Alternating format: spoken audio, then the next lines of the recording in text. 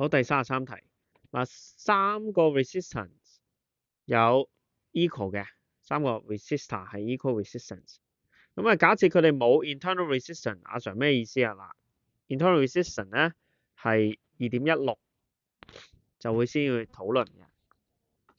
好，佢就問啦，假設佢哋三個加埋啊 total power 係12，因為咧佢哋會係消耗啲 electrical energy 噶嘛，咁佢哋 total 係12 watts 每一秒，即係12 joule 每一秒。請問咧 R 呢隻嘢佢每一秒嘅消耗幾多能量咧 ？Power dissipated。OK，為咗容易令到大家理解咧，我先 let 咧呢個叫做 V，P 咧係4 ohm，Q 咧都係4 ohm，R 都係4 ohm，因為佢係 identical 啊嘛。阿 Sir 係咪4 ohm 啊？唔知啊，我 let 嘅咋，冇乜所謂嘅。好啊，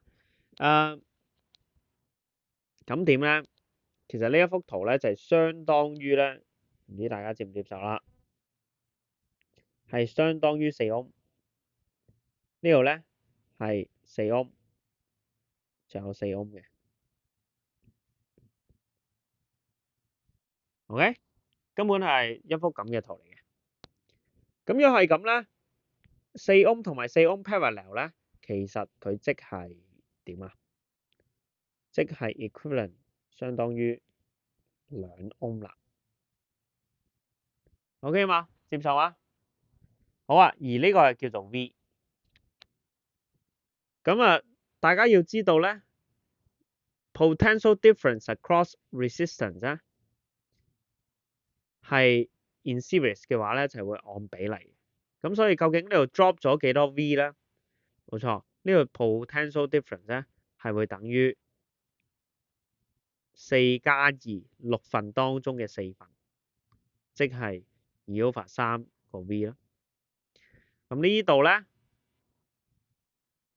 佢 voltage potential drop 咧係 potential difference 咧係等於1/3 V 嘅，即係假設呢個係 V 嘅話，佢攞住 V 咁多個麵包，咁啊先俾咗2/3咁多份俾佢啦，再俾1/3份之後就翻嚟冇晒麵包啦。OK 嘛？接受嘛？好啦，問題就嚟啦。咁呢度咧，佢消耗嘅能量啊，比起呢個消耗嘅能量咧，係幾多比幾多咧？冇錯，佢哋加埋要係12。咁呢個比呢個係幾多先？好，就係我假設咧呢個叫做呢嚿嘢咧係 P 嚟噶嘛，冇錯，呢嚿嘢叫做 P。呢個2 ohm 咧，其實係 Q 加 R 嘅結果嚟嘅喎。呢個係 Q and R，Q 加 R。記住喎，呢個係 P，呢個係 Q 加 R，就相當於係2 ohm。OK，咁所以咧，我哋就話啦 ，power of P 咧，其實係等於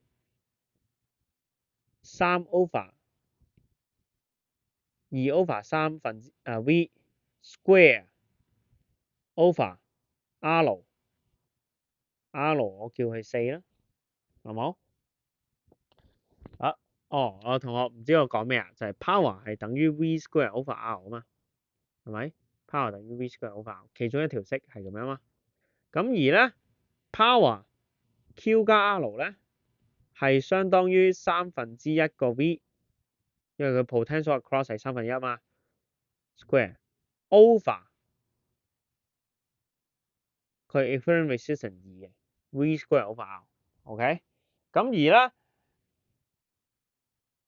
我哋就知道啦，原來 PP 咧比 PQ 加 R 咧就係等於，其實即係做緊呢個 ，OK，V square 冇咗噶啦，好，所以係相當於2/3嘅 square over 4除4 over 1/3嘅 square 除2嘅，即係簡單呢個除呢個啫，係咪？咁啊經過計算之後咧，你就會知道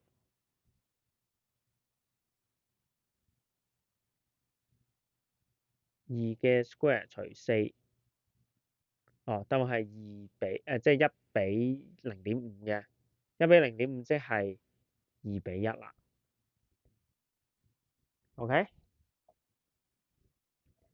好嗱，但係要注意喎，呢個係 power dissipate by P， 呢個係 power dissipate by P 加 R 喎，咁所以咧12 watts 究竟係點樣分配先？冇錯，12 watts 當中咧就有2份咧係 P 嘅，有1份咧係 PQ 加 R 嘅，咁所以咧原來